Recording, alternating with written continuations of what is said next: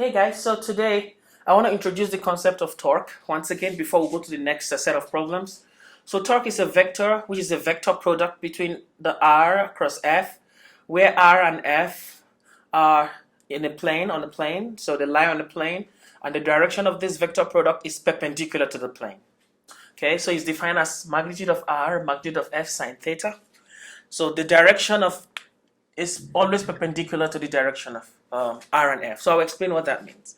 So if I have R and F at an angle between them, theta, like this, and they lie on the board, the XY plane, so it means if I take the cross product between R and F, the direction of the cross product will be perpendicular to this plane. So it's either out of the board or inside the board.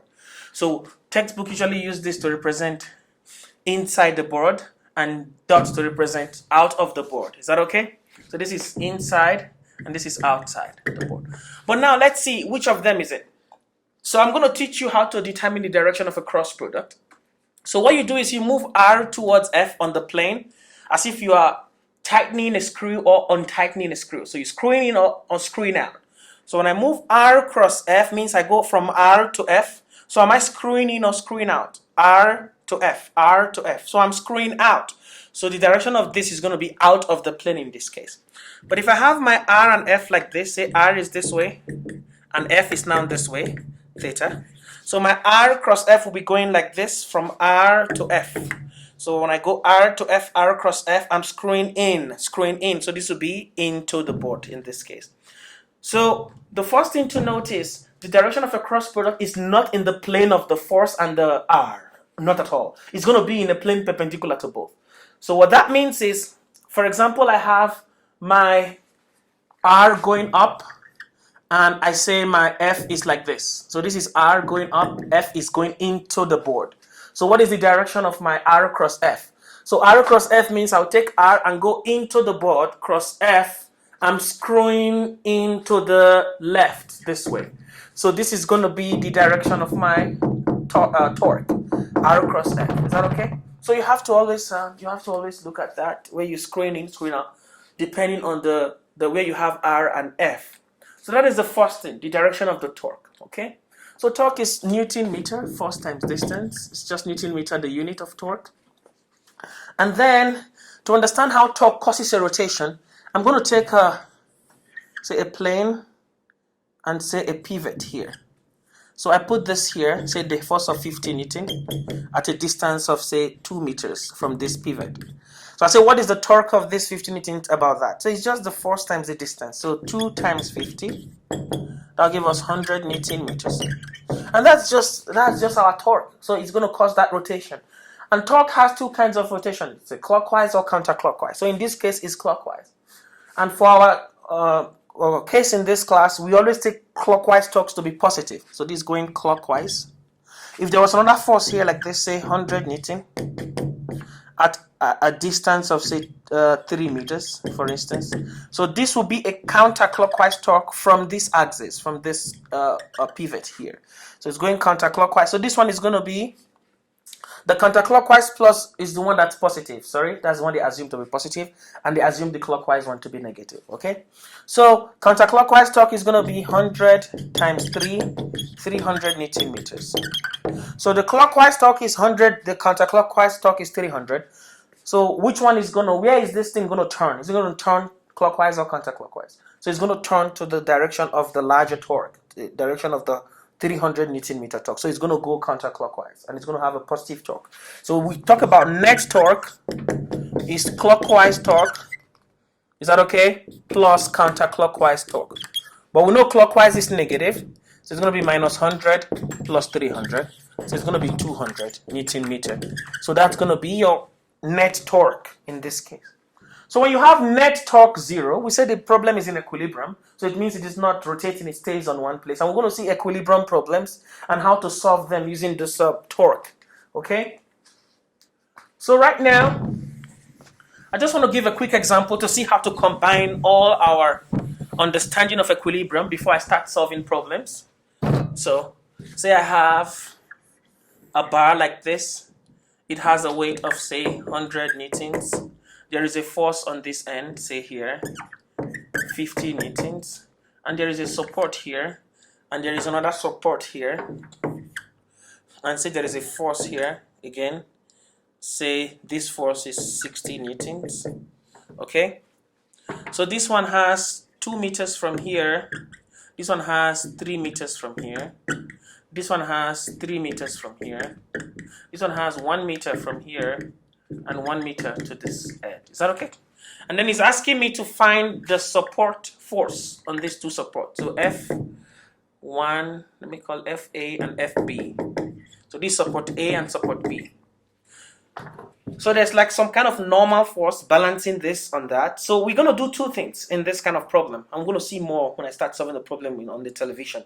So here, the total force in the y-axis must be 0 for equilibrium. So the system is in equilibrium. I'm asked to find the support forces. So it means FA plus FB, the total upward forces, equals 60 plus 100 plus 50. So this is what? 210 newtons. Is that okay? 210 newtons. So that's one equation. So your next equation is to take our rotation axis to be either one, A or B. Pick your choice. So let's say A.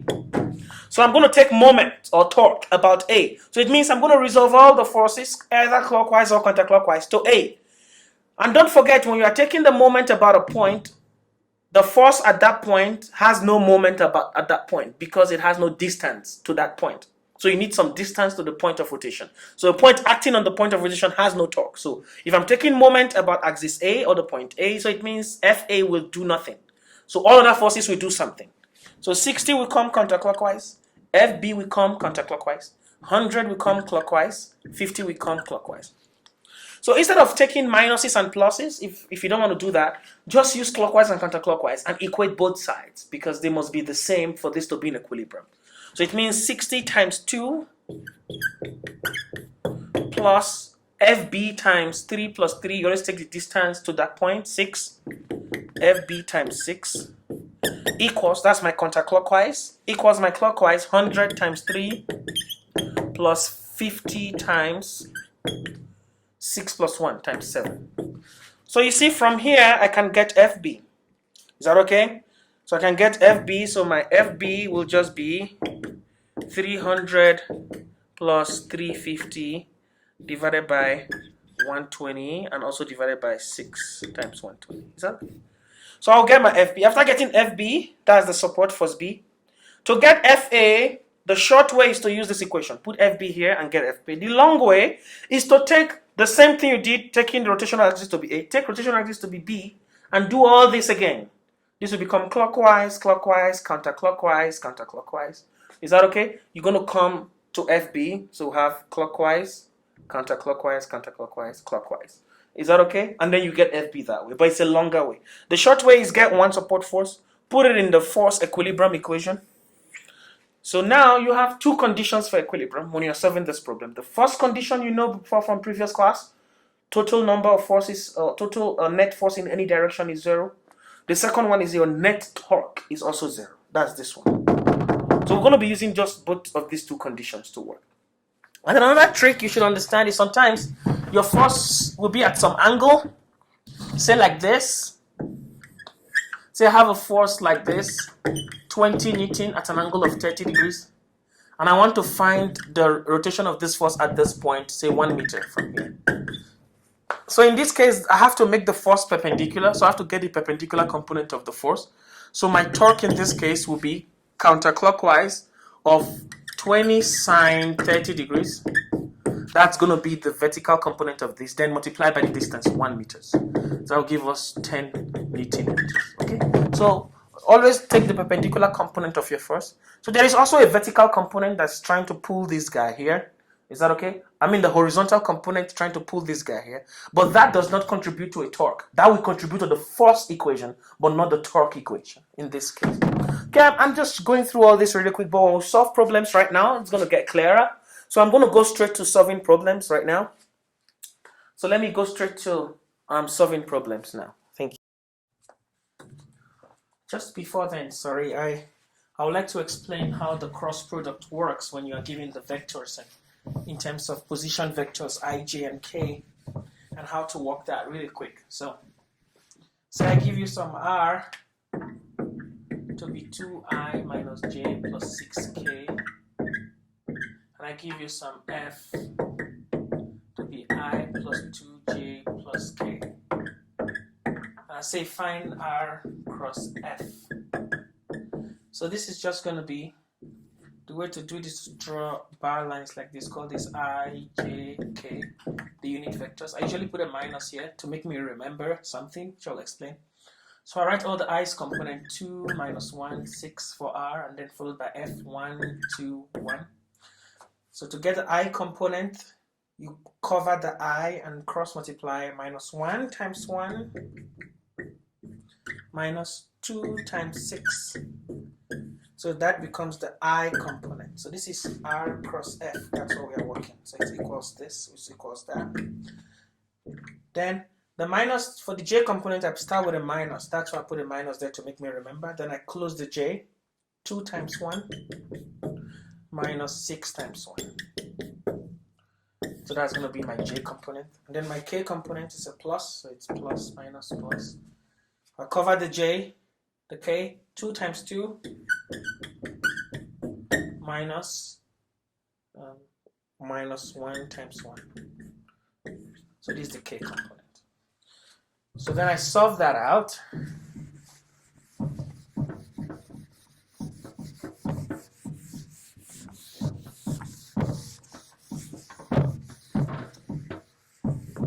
I solve all that, so that's going to give me minus 1 minus 12 minus 13i, then 2 minus 6 minus 4j. Oh, but there is a minus here, so it becomes plus 4j. And then 4 minus 1 plus 3k. And this becomes my answer. And this plane will be perpendicular to the plane of these two first. Another way to see it, let me just give the r to be 1. Say I, 2i, and my f to be 4j. So when I walk this, I'm going to see that my r cross f will be in a plane perpendicular. So it's going to be in a k direction, not I or j. So that's what I want to see. So let's do that. So I do I, j, k as usual. So r cross f becomes only 2, 0, 0. F is 0, 4, 0. And then my I component becomes 0 times 0 minus 0 times 4, which is just 0, I. Then minus, for the j component, 2 times 0 minus 0, 0j. Then plus, for the k component, 2 times 4, 8 minus 0k. So I'm just getting 8k. So you're going to see it's in the direction perpendicular to I and j for the cross product for sure. So this is how you do the cross product when you're given the I and j components of the position vectors respectively. Okay, so now we can go to the problems for sure. All right, let's do that. So this is just what I explained already about the torque, r cross f, rf sine theta. So the torque is greatest when it's perpendicular. If it's at some angle, you can also get torque when you get the component, but it's lesser than when it's perpendicular to the distance r. And then torque is 0 when it's acting parallel to r, or acting at the point r where you're taking your torque rotation from. Okay, so these are two ways to get a torque at an angle. So you either get f sine theta multiplied by the distance, or you can keep your f in the same direction and move your r, make your r perpendicular to your f.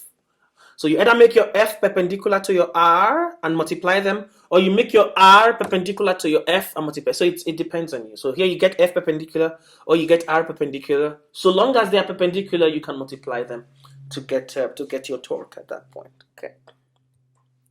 Okay.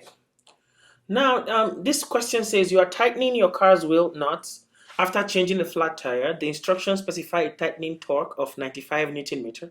So we are given the torque. And so the nuts won't come loose. So if your 45 centimeter long wrench makes that angle as shown in this diagram. So we are seeing this diagram like this. This diagram is here like that. 45 centimeters, we are given the torque. So this becomes really easy because F sine 67 is going to be perpendicular to that. Is that okay? F sine 67.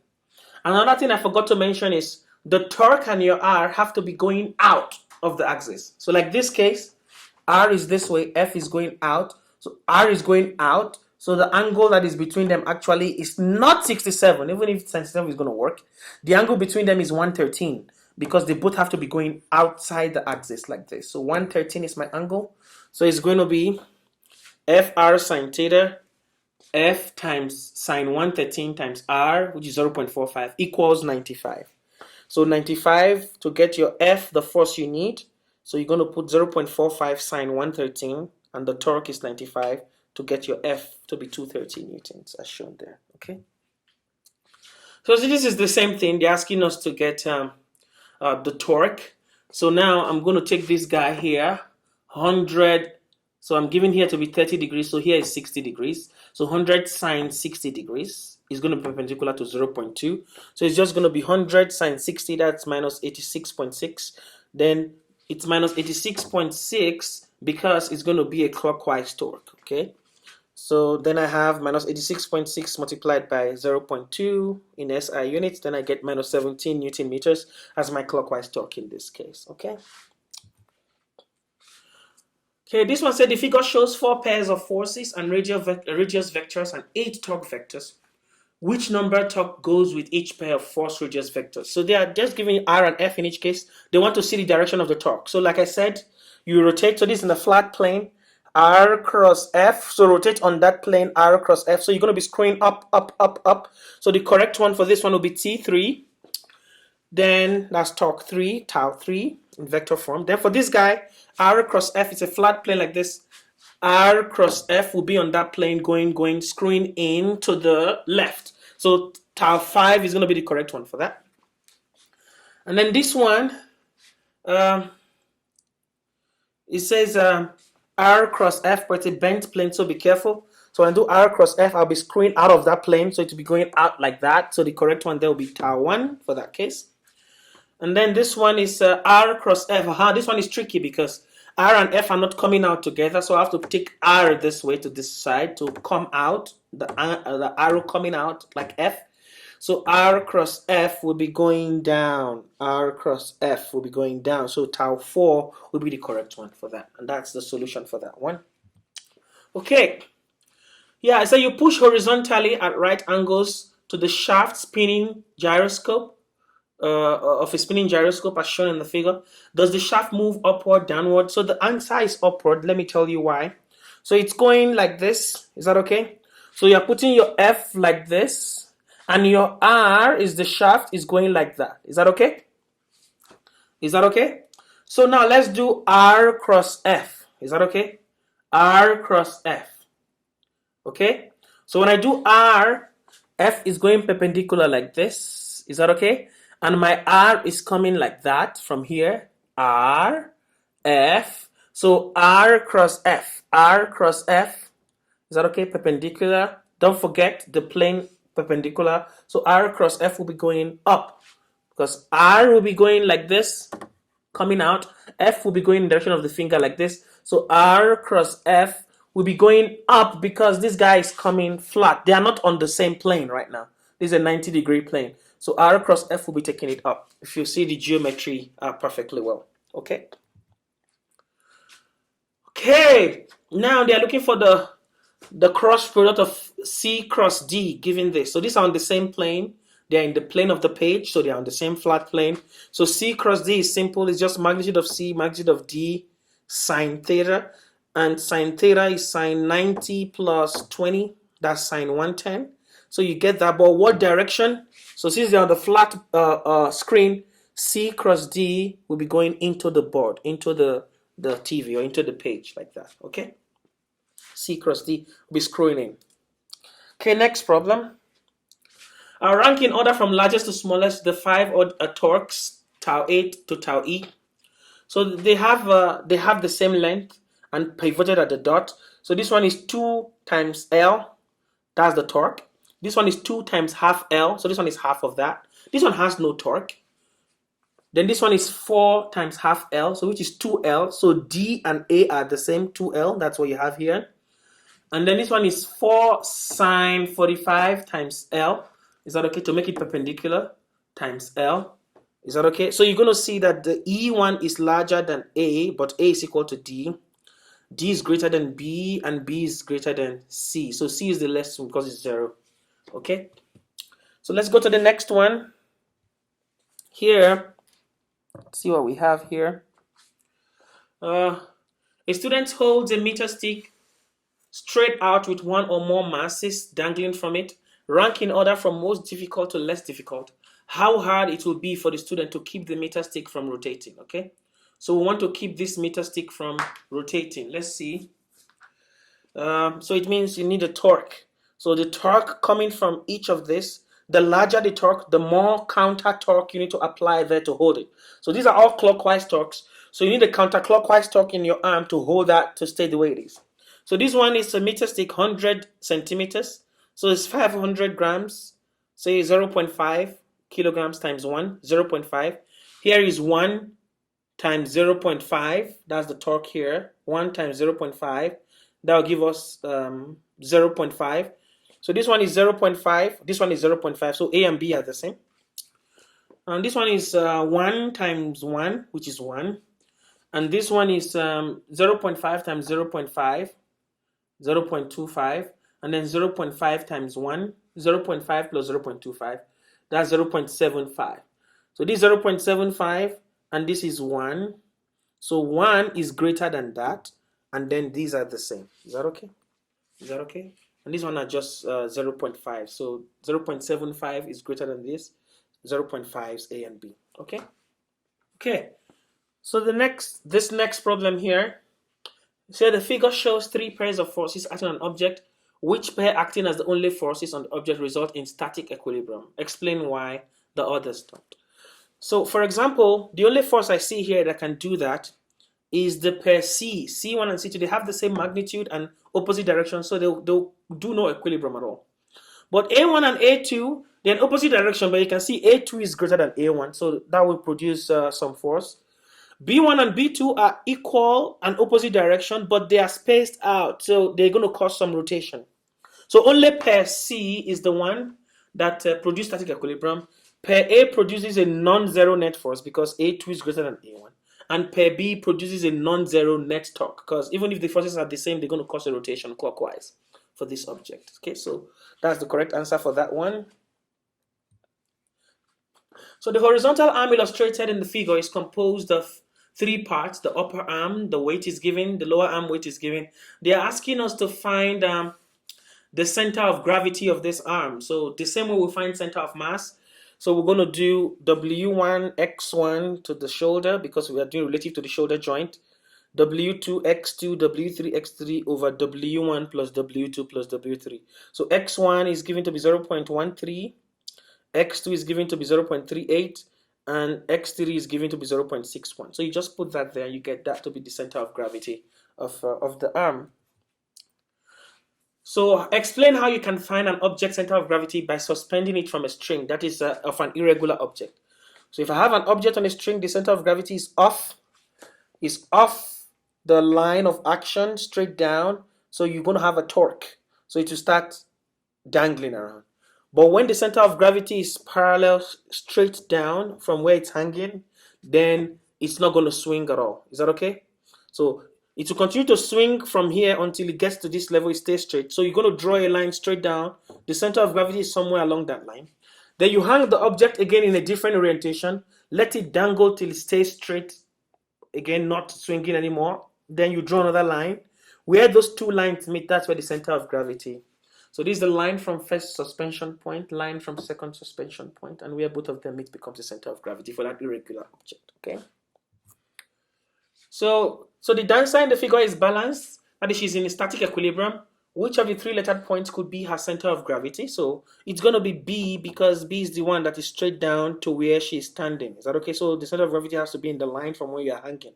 So B is the one that's directly over the point of contact with the floor, ensuring there's no gravitational torque. So if this was the center of gravity and she's here, there'll be torque. So she can't stand in equilibrium like that. If this was the center of gravity and her tiptoe is here, she's gonna have a torque. Okay. So the correct one is B, that produces no torque because it's directly in line with where she's standing. Okay. So this is explaining different kinds of equilibrium. This kind of equilibrium, when you move the ball, it keeps coming back and forth till it stays. So it's called stable equilibrium, except you pull the ball out. So we're assuming these are infinite walls like that, and this is just going to stay here. And this is called unstable equilibrium, because when you move it, it just rolls down. This is called neutral equilibrium. It stays like the same flat surface, however you pull it. And this is called metastable equilibrium, because it can go off on both sides. So when you have unstable equilibrium on both sides and a stable equilibrium in the middle, it's metastable. So this is to explain the next problem. And the next problem says that which of the labeled points in the figure are stable, metastable, unstable, neutral? So you can easily tell that the stable one is B and D, metastable is B because it has these two unstable ones, and then E is neutral. Is that okay? E is neutral. And then A and C are unstable. Okay. Next. Now we're going to see some hard problems. So the 4-meter long 500 kilogram steel beam shown below is supported 1.2 meters from the right, so it's supported like this. What is the gravitational torque about the support? So we want to see the torque that the weight has. So this text especially takes the direction of the weight to be down, so it's careful with signs. So usually you can use the signs to get the torque, or you can just write the torque without the sign and say it is a clockwise or counterclockwise torque. There are two similar ways of writing, of saying the same thing.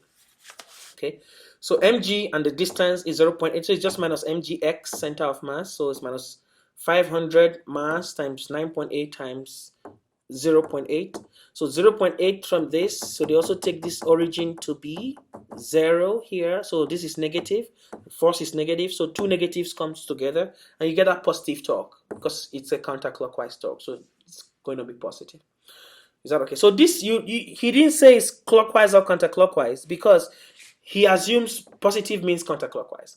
But if you don't want to do that, you can just do 0.8 times mg. You don't have to say this is your origin or this is negative and say it is a counterclockwise torque. Okay, and that solves the problem. So we're going to see problems like this that take care of signs and those that don't. Depends on the notation your text is using. Okay.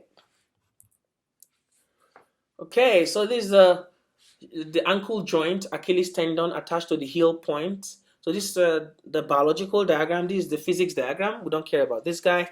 So what we care about is there's a force here, and they're asking us to find this force about this, the torque of this force about the ankle joint, which is located 3.6 times 10 to the minus 2 meters away from the point P.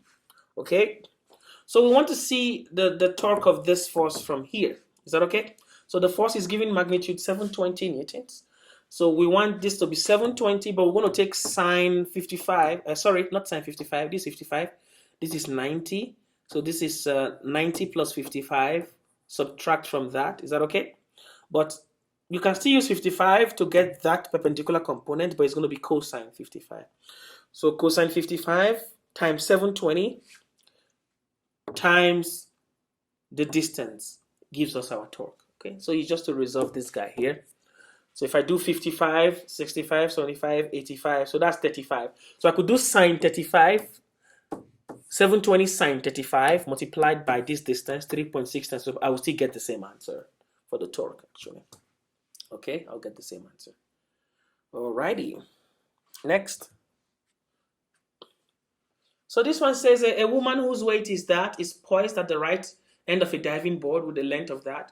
The board has negligible weight and is bolted, because sometimes if the weight is not negligible, you have to take care, the weight will also be acting down in the problem. So when you draw your diagram, you have to take care of weights of the particular beams or bars you are working with. But if they say they are weightless, then you only work with the weights of whatever you're given, sitting on top of them. Okay, find the forces F1 and F2. So it's like what we did before. So we're looking for F1 and F2. So F1 is at the bolt, F2 is here. So F2 is going up. This guy is going down. So this F here cannot be going up. It's going down because it's trying to hold this guy from going up. So it's going down. Okay. So the bolt F1 is going down. F2 at this place is going up at the support. So we're looking for F1 and F2. And we only have the weight of the woman. So this guy took the axis of rotation to be here. And then we're going to do the two things. The net force 0. F2 equals F1 plus W right here. And then the net torque equals 0. So if I take here, this one contributes nothing to the torque. This one comes counterclockwise. This one comes clockwise. So it's just going to be F2L2, the counterclockwise one. He takes it to be positive, W, L, W, the clockwise one is negative, the sum equals 0. So if you do that, you're going to get your F2 to be that. And then put your F2 in here, and then you get your F1. Is that okay? Okay. So here, we are asked to just find the support, the magnitude of the support in this problem. So it's simple.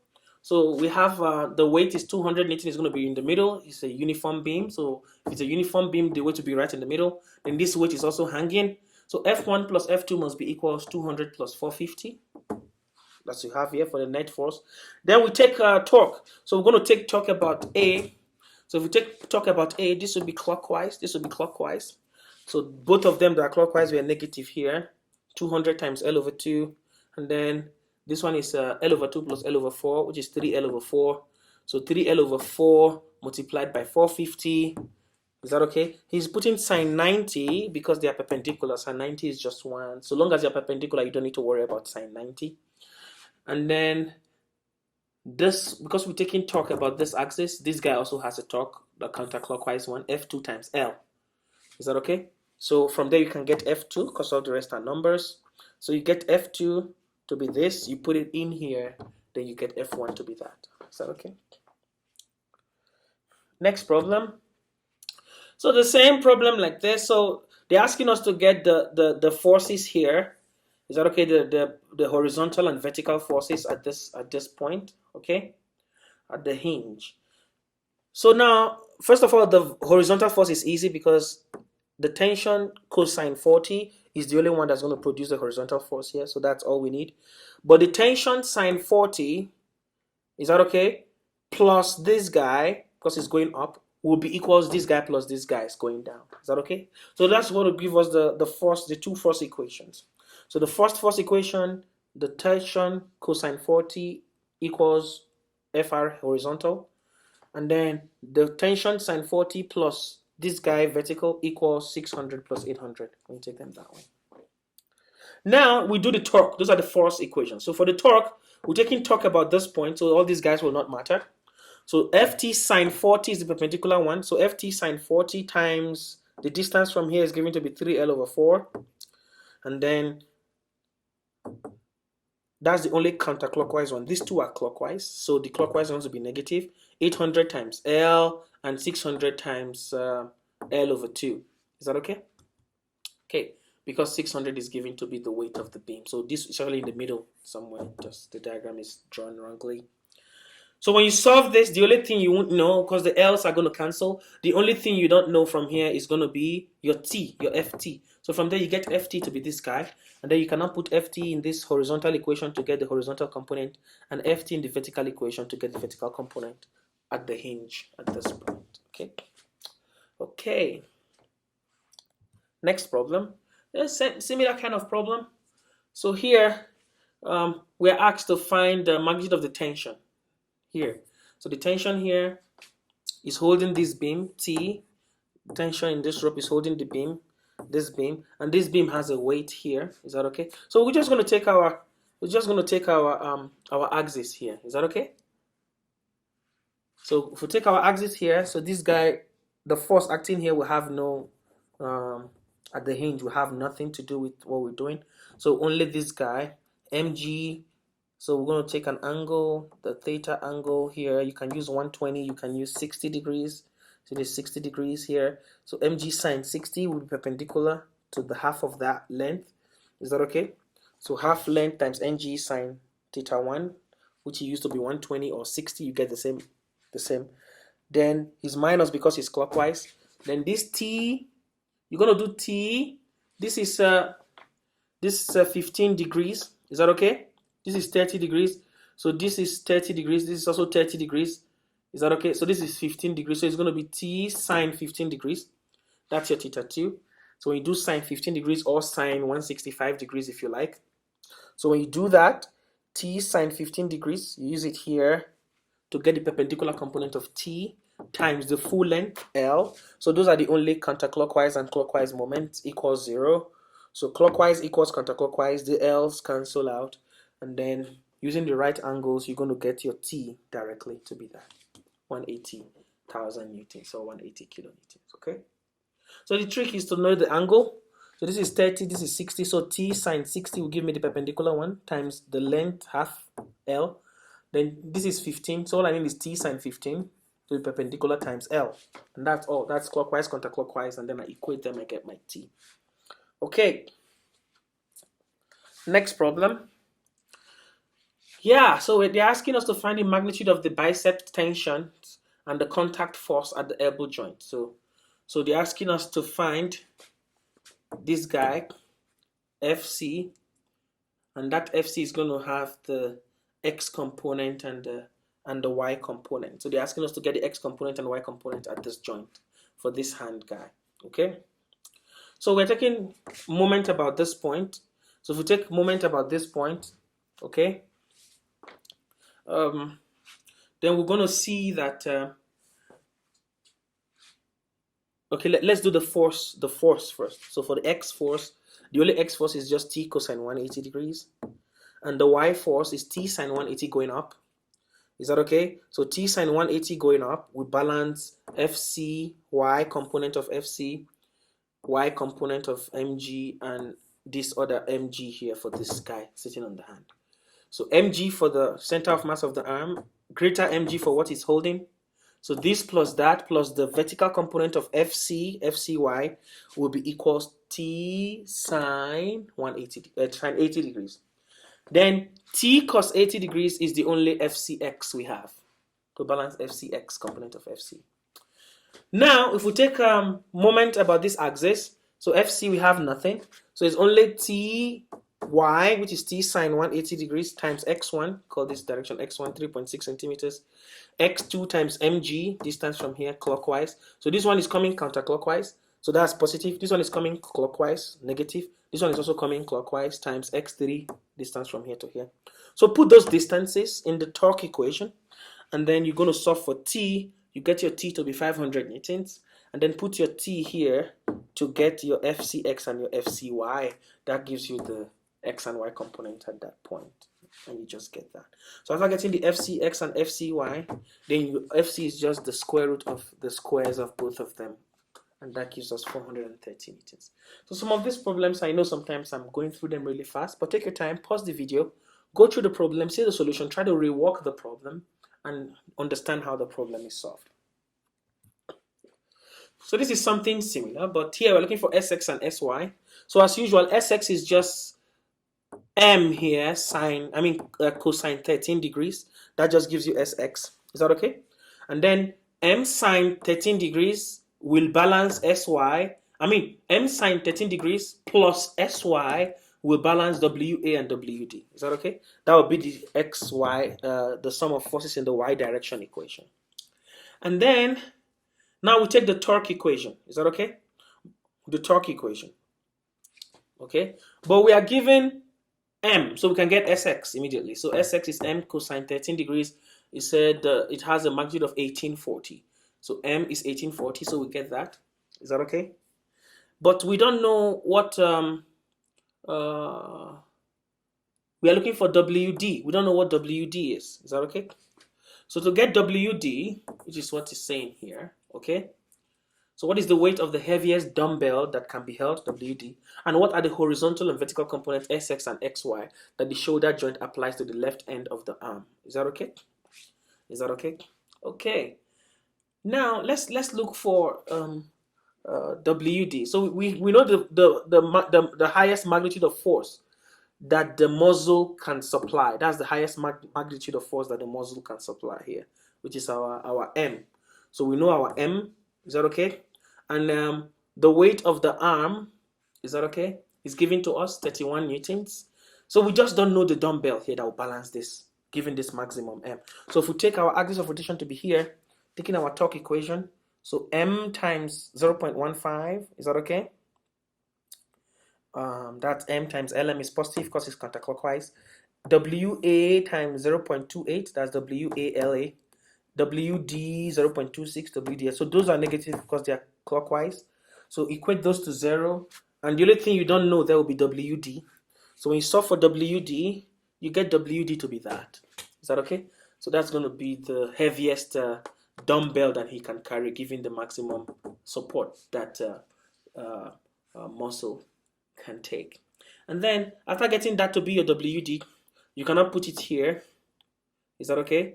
To get your SY, putting your WD here, WA, you get your SY, and then you've already gotten your SX from here. Okay. All right. Next. Yeah, this is a little tricky one. It says Adrian 50 kilograms and Bo 90 kilograms are playing on a 100 kilogram rigid plank resting on the support seen below. If Adrian stands on the left, can Bo walk all the way to the right end without plank tipping over? If not, how far can he get past the support on the right? So let's look at this. So he's moving at two supports here. So when he's moving, just as it's about to tip over, it means we are trying to see where this one doesn't have any normal force. Only this guy is working right now. Okay, so this guy doesn't have any normal force, and we're going to take our 3 meters, 4 meters, 2 meters. So this diagram is just relating the same thing, but putting dA, dm. Is that okay? D2. So A is distance of Adrian from this guy. Is that okay? And then NB is normal force of Bo's weight acting down. Mg is the weight of the plank itself. Is that okay? And then Na is the weight of Adrian. So we'll have all that here. Is that okay? And then we are finding NDB, the distance of Bo from this pivot, given that N1 is 0 when it's about to tip. Is that okay? So we're just going to solve as usual. Net force on the y-axis, N1 plus N2 plus Mg. So that is NB, N Andre, N Bo, and Mg going down equals N1 plus N2 going up. So N1 plus N2 equals all those. Is that okay? Then for the net torque, we're going to take our axis about N1. So we'll take about our rotation axis, about the torques about this point. So this is going to be counterclockwise. This is going to be counterclockwise. So we'll have two counterclockwise. N2, D2 is counterclockwise. So you're going to see N2, D2. Where is it? So D2. But in terms of N2, they wrote N2 in terms of all these other guys. NA plus NB plus MG. Is that okay?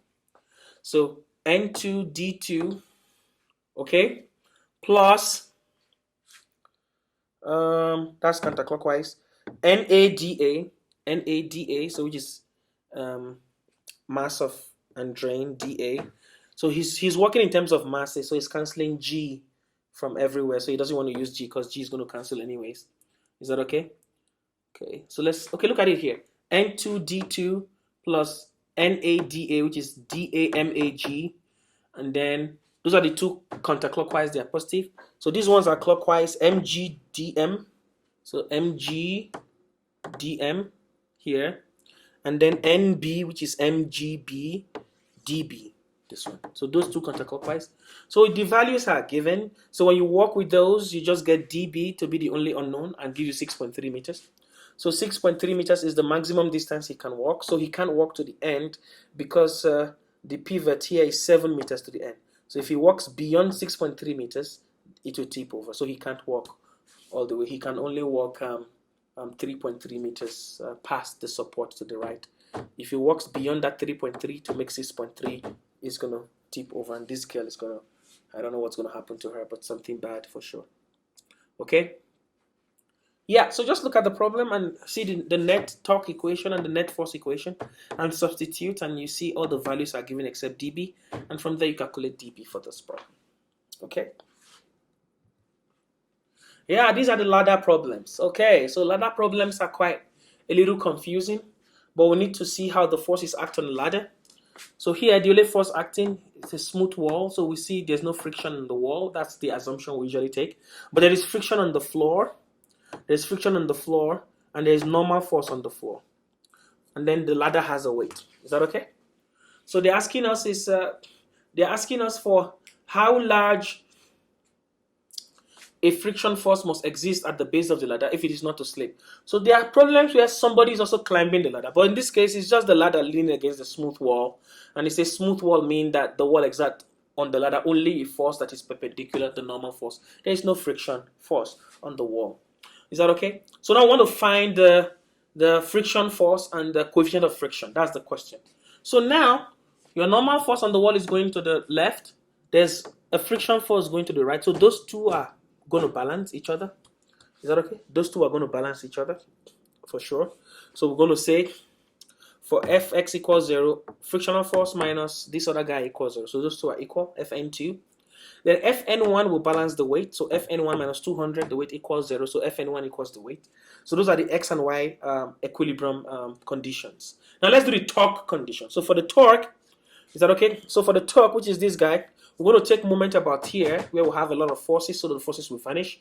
So now I'm going to have 200 sine 40 multiplied by 0.4 L plus Fn2 sine 50 perpendicular multiplied by L. And that's all. From there, I get Fn2 to be this guy. So after getting my Fn2 to be this guy, I get my friction from this place. So my friction gives me this. So after getting my friction, my normal force is just the weight, which is Fn1. So friction over normal force is my mu. So 67.1, which I got to be my friction, divided by 200, the weight, which is the normal force. That's the coefficient of friction, and then I'm done with that problem, actually. So that's how we solve a simple ladder problem. We'll have another ladder problem. I think the next one is also a ladder problem. Is that okay? So it says find the expression for the minimum angle at which the ladder can lean without slipping. So the same thing. So here we have N2 coming here. So N2 and F, friction Fs are the same. And friction Fs is given as mu N1 already, just like you know, mu normal force. And then N1 is just mg of the ladder. So if you put this here, mu mg equals N2. So N2 is just mu mg because N1 is mg. Now we take our talk about here, this axis. So mg, so you're going to see sine. So this is the angle you're looking for. So this is 90 minus that angle. So it becomes cosine that angle to make it perpendicular, or sine 90 minus that angle if you like. Sine 90 minus an angle is cosine the angle. So mg cosine that angle is going clockwise, so it's negative. And then N2 sine that same angle is going counterclockwise, so it's positive. So those two are 0, so just equate them. From there you get your sine over cosine to be tangent, and then you get your answer to be phi equals sine phi over cos phi, which you already, from there you get your phi. Is that okay? Is that okay? Good. Okay. Let's see here.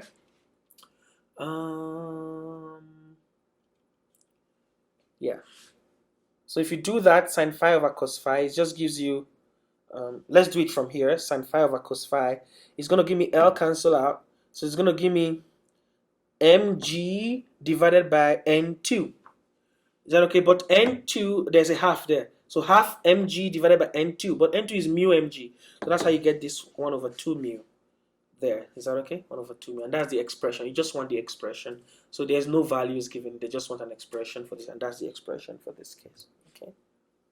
Okay. So this is another ladder problem, but this one there's someone standing on the ladder. So it says in the figure below, an 8-meter ladder of weight WL equals 355 Newton leans against a smooth vertical wall. We know what smooth means. Can only exert a normal force. A firefighter whose weight is this stands 6.3 meter up from the bottom. So it's 6.3 here. This firefighter, this weight of the ladder. Now we have two weights now, not just the ladder. So there's another weight on the ladder. So normally this P and our friction, which you call Gx, will be the same. Is that okay? So here is explaining the force acting on the ladder, the weight, the force due to the weight of the firefighter, W firefighter, W ladder, the force P at the top of the ladder, normal force from the wall. Then Gx and Gy are the horizontal and vertical component of the force exerted by the ground. So the ground has the friction and the normal force at that point. So now let's solve this problem. Is that okay? So we are looking for the forces that the wall and the ground exert on the ladder. So we're looking for Gy, Gx, and P. Okay. So let's see how to solve this problem. So I know that Gx and P are the same. So Gx and P will balance each other horizontally. And Gy will balance WL and WF. That's what this is saying. And then we take our torque equation. Is that okay? Okay. So WF is given to us, so we get our Gy directly. But we don't know P, so getting Gx will be difficult. So to get P, we take torque around this axis. So it's going to be WL sine 50, cosine 50 now, because sine 40 degrees, okay? Sine 40 or cosine 50. WF cosine 50 times the distance, 6.3 times the distance, 4 for this case. You do those are the clockwise. Then the counterclockwise is P sine 50 now. P sine 50 because it's 50, this 50. So P sine 50 is the perpendicular one. P sine 50 times the whole length of the ladder, 8 meters. Is that okay? That's the clockwise. So put those together and then you get your P from there. So your P is that. So just put your P here, you get Gx, and then the problem is solved. So we now have Gx, Gy, P, and then we solve the problem. So these are 3 ladder problems. They should be able to make you understand how ladder problems work. Okay? Next problem. So now we talk about torque. We're going to moment of inertia now. So moment of inertia is different for different bodies, but the general formula is this. It's just mr squared for just a particle. Mr squared, the distance of the particle. But for shapes, solid shapes, they have these different formulas. 1 over 12 around the center of a rod, at the end of a rod, 1 over 3. Is that okay? So we're going to see problems of how to use this moment of inertia and how to solve them. Okay? Okay. So let's look at this next problem right now. So the next problem says students participating in an engineering project designed the triangular widget seen in the figure. The 3 masses held together by lightweight plastic rods rotating the plane of the page about an axle passing through the right angle corner. So like this. So they are rotating there. So at what angular velocity does the widget have? 100 millijoules of rotational energy. Okay. Okay, now rotational energy is half I omega squared for rotational kinetic energy. We will have to first of all calculate I, then we are given the joules, then we can calculate omega. So for I, for this case, they are rotating about here. So it means this guy here, 300 grams, will have no moment of inertia there. So that's 0.3 times 0. Then this guy will have mr squared, 0.15 times 0.06 squared. And mr squared for this guy is 0.25 times 0.08 squared. So sum all that together, get total moment of inertia for the whole particle. And then from there, omega will be square root of 2k over I. Put that I here, you're given 0.1 joules, that's 100 millijoules, and then you just solve that. You get your answer in radians per second, converted to revolutions per second and revolutions per minute. You can put it however you like, but whatever you get from here in the joules, this is already in radians per second, so it's 9.0. So when you multiply by this, you get revolutions per second, and then when you divide this revolutions per second, you multiply by 60, you get revolutions per minute. Okay. Okay. Then next problem. So the 2 particles each have mass m and are fixed to the ends of a thin rod whose mass can be ignored. The length of rod is L, so it's asking us to find the moment of inertia when this object rotates relative to an axis that is perpendicular to the rod at one end. So this is the rod, M1, M2 connected the masses. So it's rotating about this one end. So this mass at this end will have no moment of inertia. That's the 0, 1. So the total moment of inertia will just be due to this guy, M2 times the square of the length, ML squared. That's all. The next one says at the center. So it's rotating in the middle of the 2 rods. That's the next B part. So now it's going to be M2 L over 2 squared, M1 L over 2 squared. So and they have the same mass. So it's just M L over 2 squared, M L over 2 squared for both of them, and just have half ML squared for that system. Okay. Okay, next question. So find the moment of inertia of a thin uniform rod of length L and mass M that rotates about a pivot at one end. So we want to find the moment of inertia at one end. So now we assume you don't have the moment of inertia, so you have to solve that using integration. So this way you prove all those equations you have for moment of inertia for a sphere, for a cylinder. You can prove them this same way using integration. So moment of inertia is integral of x squared dm. So we'll find our dm our usual old way from the past lecture. So dm, the mass of this small infinitesimal mass divided by the total mass m equals the x, the length of this over the total length L. So from there we'll get dm to be ml over dx, and then we'll put it here, x squared ml over dx. So it's just x squared dx. Then you put your integral from 0 to L, and you get 1/3 ml squared. That's exactly what we have in the table for a rod at one end. Is that okay? Now to get a rod at the center, is that okay? We know what the rod at the center is. We could get from knowing what the rod rotating at the center is, which is 1/12 ml squared. We can get how it rotates about one end using what we call the parallel axis theorem. That's what we're going to introduce next, the parallel axis theorem.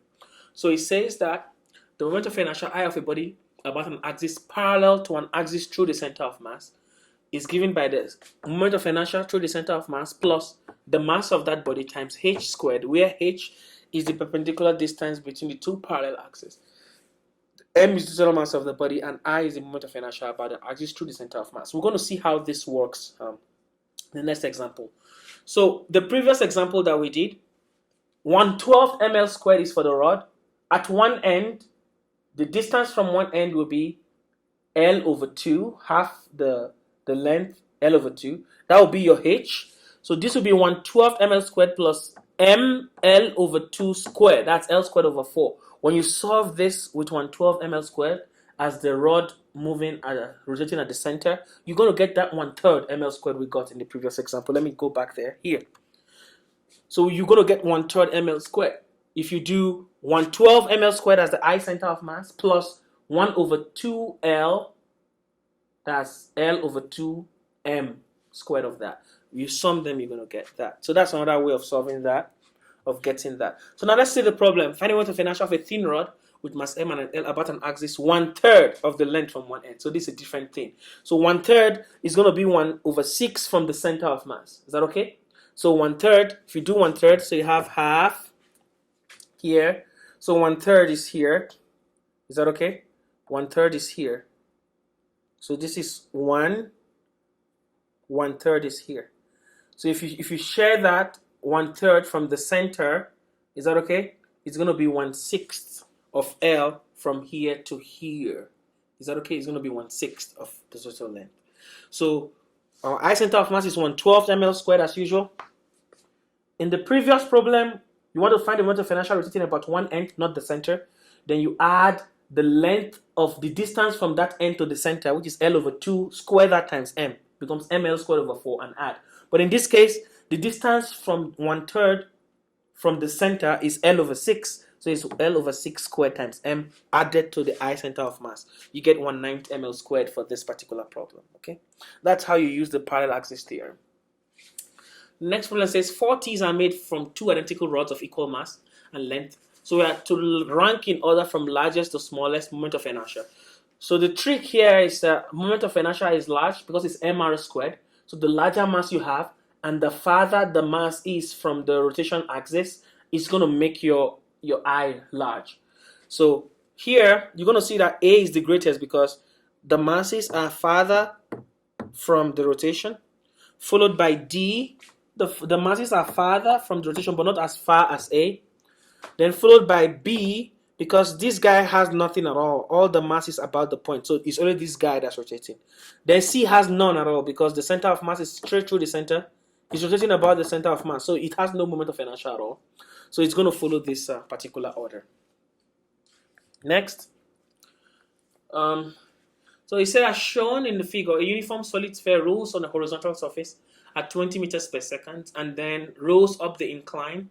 If friction losses are negligible, what will be the value of H? So there are 2 ways to solve this. You can solve it using your moment of inertia, conservation of energy. Is that okay? System. So let's look at that. So half mv squared initial plus half I omega squared at the start equals mgh at the end. That's all for the energy conservation. So you're going to do that. So for a sphere, I is 2 over 5 mr squared. And then omega is v over r. You put those here. So half m v squared, half I 2 over 5 mr squared, omega squared is v over r squared equals mgh. So when you resolve this, you just get that. Is that okay? And then you solve for v from here. So v becomes 20 meters per second. No, v is given as 20 meters per second, sorry. Then you find h, which is the problem you're asked to get. So you find h from here, giving v to be 20 meters per second, and you get that to be 29 meters. Okay, this is just a conservation of energy problem. And then this conservation of momentum problem. So a star rotates once every 45 days. At the end of its life, it undergoes a supernova explosion, hurling much of its mass into the interstellar medium. But the inner core of the star, whose radius initially is 200 megameters, collapses into a neutron star only 6 kilometers in radius. So you are spinning. So when you collapse, because your radius has reduced, you increase your speed. When you expand, your radius increases, your speed decreases, but your momentum, your angular momentum stays the same. Is that okay? So we are asked to calculate the rotation rate, which is the same as the pulse rate that the radio astronomers detect. Is that okay? So we have the star originally before collapsing rotates once every 45 days. So once every 45 days, it's our omega 1. But I know I1 omega 1 is I2 omega 2. That's what this is saying. For a sphere, we assume the star is sphere 2 over 5 mr1 squared. I1 omega 1 is the initial angular momentum of the star before it collapsed. I2 omega 2 is the new angular momentum. So the only difference between I1 and I2 is the radius of the collapsing. So 2 over 5m cancel 2 over 5m. So you just have omega 1 r1 squared equals omega 2 r2 squared. So giving omega 1 to be 1 revolution in 45 days, you can get omega 2 given R1 and R2 as given in the problem, 20 megameters and 6 kilometers there. Is that okay? So that just gives us omega 2 to be that, revolutions per day.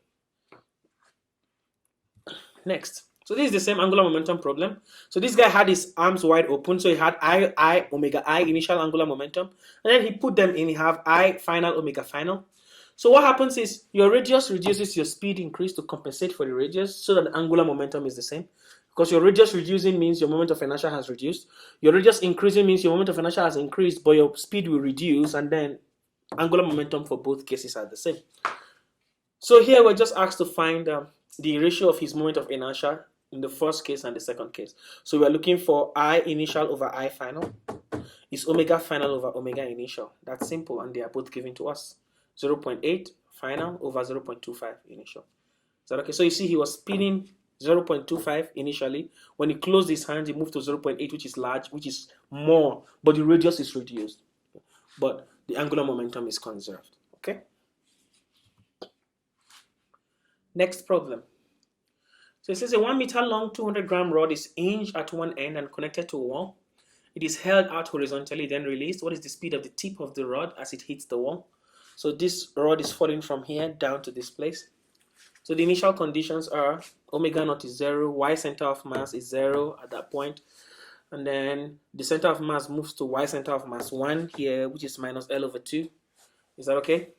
And then for a rod, I is 1 over 3 ml squared in the table we've seen before. So this is all we need to solve the problem. So now let's do conservation of energy. Half I omega 1 squared plus mg y center of mass 1 at position 1 equals half I omega naught squared plus mg y center. So these ones are 0. It wasn't initially rotating. I'm taking the center of mass here to be my 0 point. So here is minus L over 2, going down, minus L over 2, minus L for the whole that. So if I solve this equals 0, half I omega 1 squared plus mg y center of mass is half 1 over half times 1/3 ml squared. That's what gives 1/6 ml squared omega 1 squared minus mg L. L is minus L over 2. That's the y center of mass. So that's why we have this here. So we just have omega 1 to be square root of 3g over L. So getting over 1 to be square root of 3g over L. From there we can get the velocity of the tip. The speed of the tip is just the omega times the length. Okay, 3g over L times L. So it just brings L inside the square root. And then we know what the length is.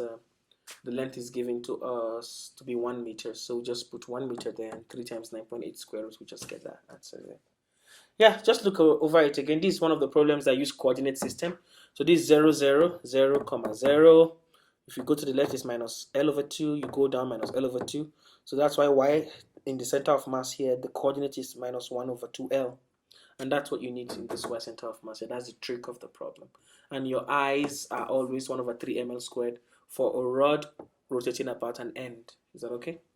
Yeah. Okay. This is another conservation of momentum problem. Is that okay? I apogee omega apogee equals I perigee omega perigee. And it's just seen to be a point mass. Mr squared is just your I for this, for the particle. The satellite is seen to be a particle. So mr squared, and then from there you can get your velocities because omega is v over r, v over r. So it's just conservation of angular momentum. Angular momentum conservation problem in this case. Okay. Okay. Okay. Yeah, this is a tricky one. He said far out in space, a 100,000 kilogram rocket and a 200,000 kilogram rocket are docked at opposite ends of a motionless 90-meter long connecting tunnel. The tunnel is rigid and its mass is much less than that of either rocket. The rockets start their engines simultaneously, each generating 5,000 newtons of thrust in opposite directions. What is the structure's angular velocity after 30 seconds? So let's look at the problem. So the first part of the problem is getting the center of mass. So we ignore the mass of the tunnel, but the center of mass, we have to find out where it's going to rotate about.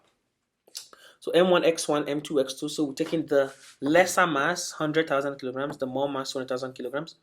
So here's our 0 position, and there's our 90-meter position, the distance between them. So using that 0 for close to the 100,000 and 290 at 90, you get your center of mass to be 60 meters. So it's going to be 60 meters from this one. So it's going to be R1, 60 meters from the small one, which means it's going to be 30 meters close to the large one. As expected, the center of mass will be close to the larger mass. So after getting that center of mass, R1, R2, then now you can get the torque. Is that okay? So torque is RF and RF, okay? So each of them generates 50,000 newtons of thrust. So radius times R1 times F1 plus R2 times F2, they are both going counterclockwise. That's going to give us a positive torque. Now that torque is I alpha. What is I? mr squared. So m1 r1 squared, m2 r2 squared will give me my total moment of inertia. So from there I get my alpha. So after getting my alpha to be this guy, omega is alpha del t, and then I get the time multiplied by that to get my omega. That gives me the angular velocity. So it's just simple. Just know the steps to take. Get center of mass. After getting center of mass, get moment of inertia, get torque, and then use this relationship to get Newton's second law of rotation. Force equals mass times acceleration. Net torque is rotational mass times angular acceleration. And then the problem is solved. Okay. Next problem. Yeah, this is also angular momentum problem. So these guys were like this initially, and then after a gas expands and make them go out, so the radius increase from 50 to 160. So it means the speed is going to reduce. Here the speed will be faster than that. And then it's just asking us to get the final omega. Okay.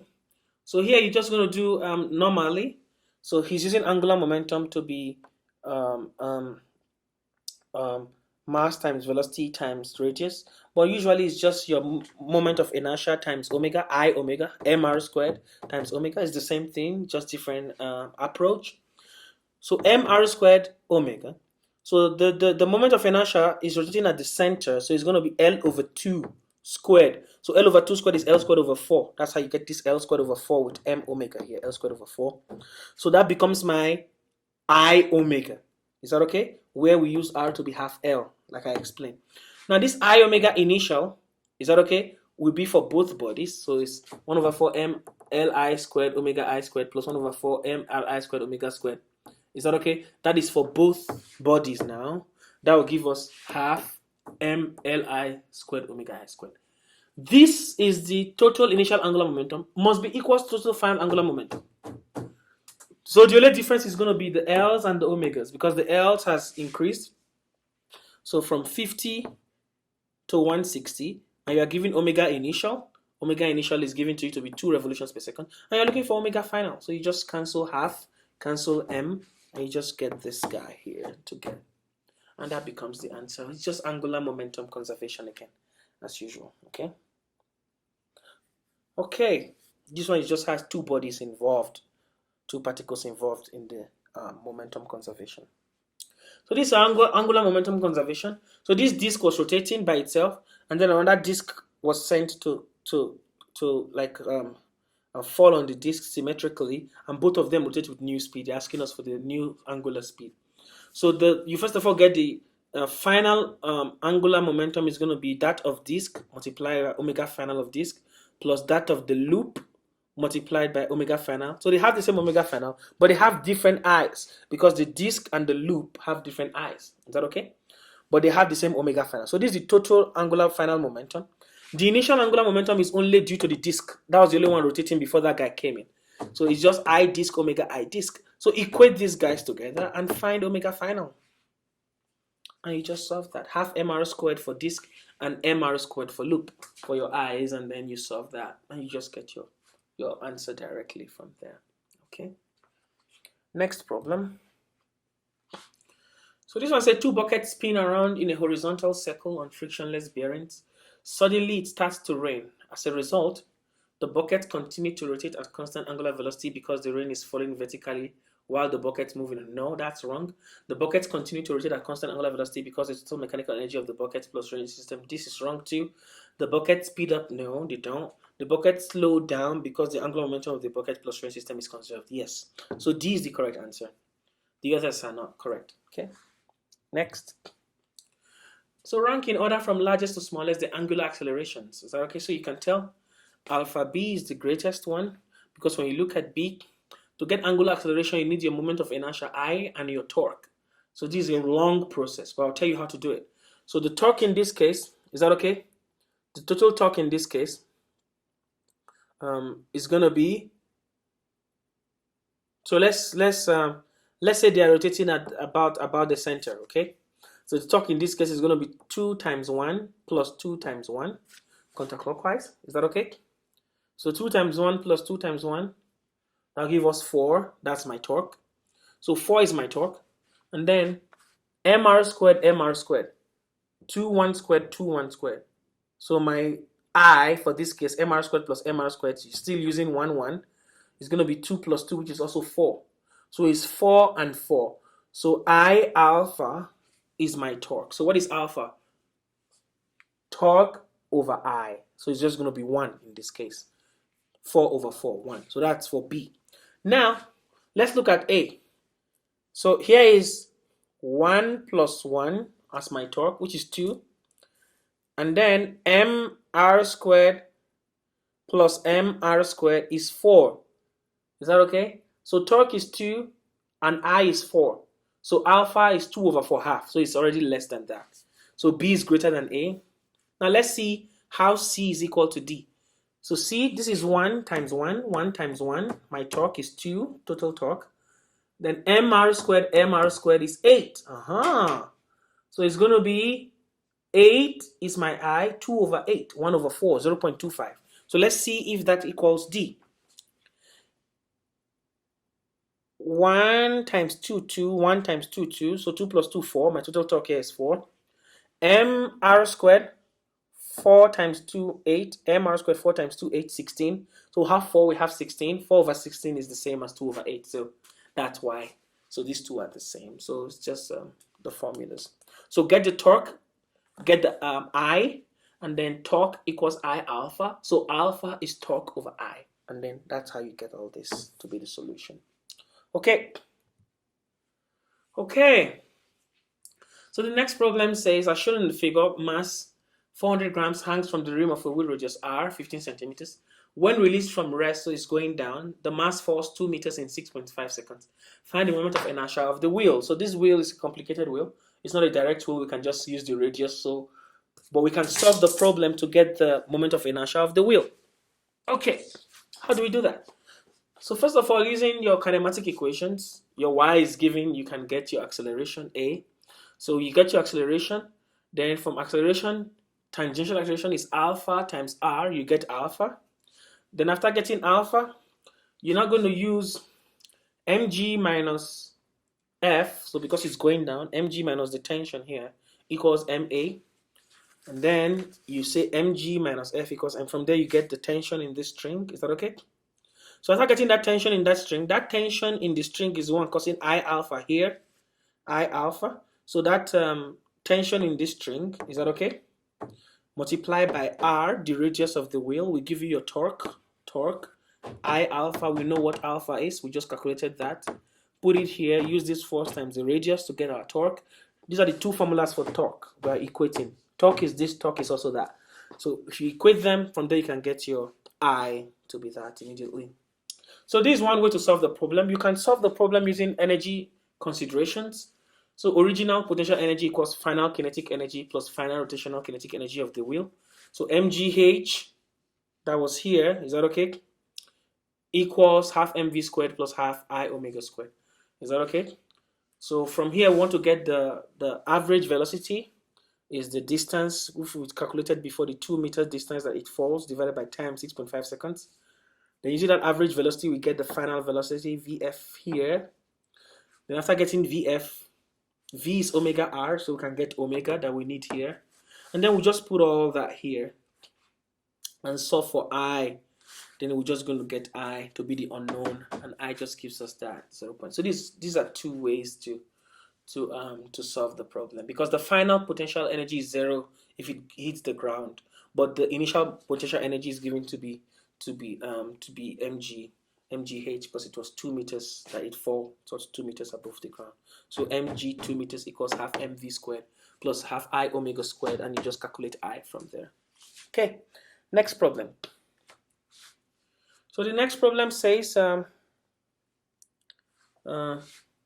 engine in a small airplane is specified to have a torque of that. The engine drives a 2 meter long 4 kilogram propeller. On startup, how long does it take the propeller to reach 200 RPM? So this is another simple problem. So first of all, we assume the propeller to be like a rod, so we can get 112 ml squared for a rod rotating about the center for our I. And then we find our alpha to be torque over I. The torque is given, so we get our alpha to be that. And then we just use the omega given 200 RPM. Is that okay? From rest to 200 RPM converted to radians per second. So that's 20.9 radians per second. And the alpha we just calculated to get the time it takes to do that. And that gives us that answer there. Okay.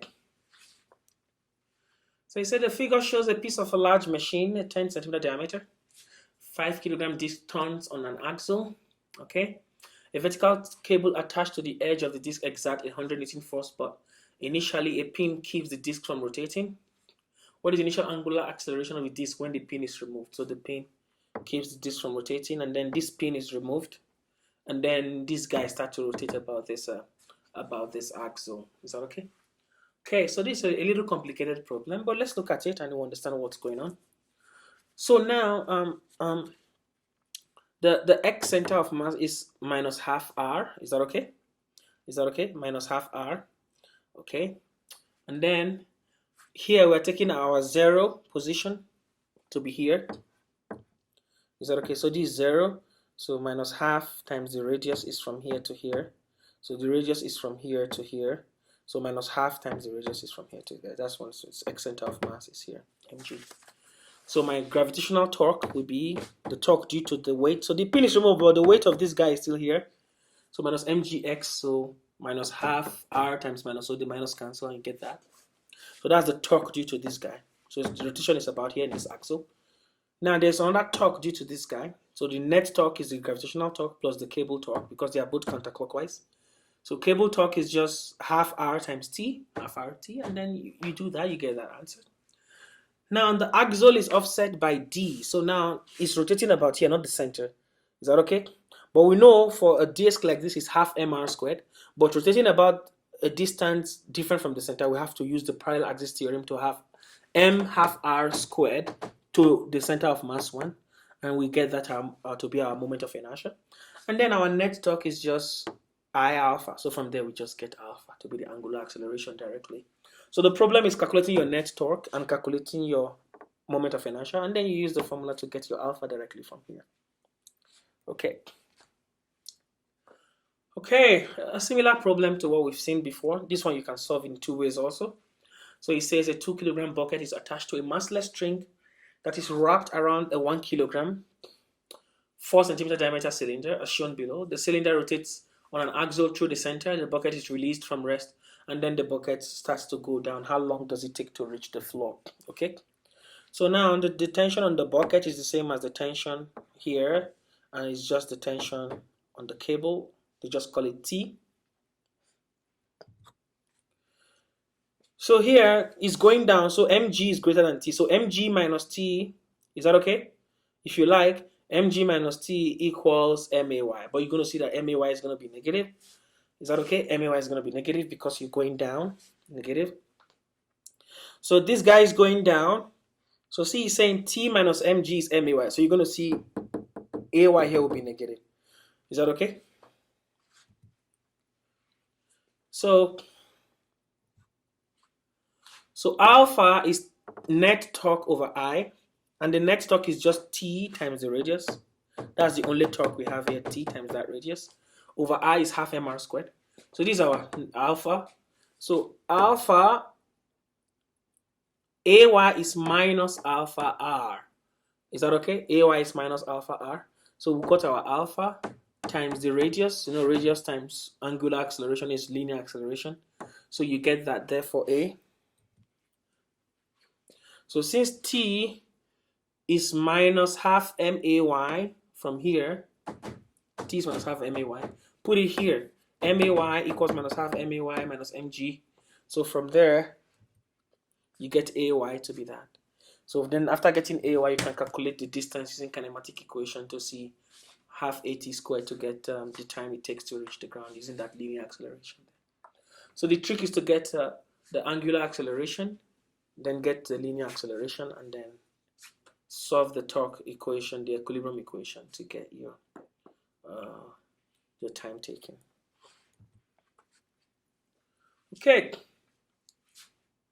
Says the figure shows a contest in which a sphere, a cylinder, and a circular hoop, all of mass m and radius r, are placed. So this is just trying to tell us which of this will get to the ground: a particle, a sphere, a cylinder, and a hoop. Which of them gets to the ground first? Which of them has the highest velocity at the bottom? So in this case, we're solving them in general. So initial rotational energy plus initial linear kinetic energy equals mgh. Is that okay? So this one, sorry, these are finals. So the finals equals mgh initial. So initial potential energy for each of them equals that. So we're just going to solve these i's and v's generally. So all i's are some constant times mr squared. All of them. A sphere is 2 over 5, half, or so we're going to put the general cmr squared for them. And then omega is v over r for the center of mass squared. And then we solve this to be mgh. Then we'll get the v center of mass to be this guy. Then to see which the differences in the v's, we're going to put the different c's. For hoop is just 1, for a cylinder is half, for a sphere is 2/5, for a particle it doesn't have a c. A particle is 0 because it doesn't rotate, it just moves. So the final speed is independent of both m and r, but it does depend on the shape because of the c. So you see, the final speed doesn't depend on the shape. It doesn't depend on the radius or the mass. Now let's see how it depends on the shape. So let's solve this problem now. Put the c's in there. So to put in the c's in there, so c for a sphere is 2 over 5. So you discover that the particle is the first because c is 0. Then followed by the sphere because the sphere has 2/5, so the 5 goes up and 2 stays down. Followed by a solid cylinder because it has c to be 1/2. And then followed by the circular hoop because it has c to be 1. Is that okay? So you can get the acceleration after getting v center of mass to get the acceleration of the center of mass, and you have different acceleration values for each of them also. Okay. Yeah, this is just general problem solving. You can solve more problems. You can try this one. There are lots of problems you can try. Look at this. It's a really easy problem. You want to find angular acceleration of the system, and you are given the moment of inertia of the system, and then all you need to do is get the torque. Is that okay? Because your torque is I alpha. So alpha is torque over I. So to get your torque here, so this is going to be going clockwise, counterclockwise. So definitely one of them will be bigger than the other. Subtract them equals to I alpha. Okay? Is that okay? And then the problem there is solved. So it's a lot of problems. Take your time, go through them, pause where you're confused, look at the solution again, and then you can send me your questions if you don't understand any particular one. Thank you.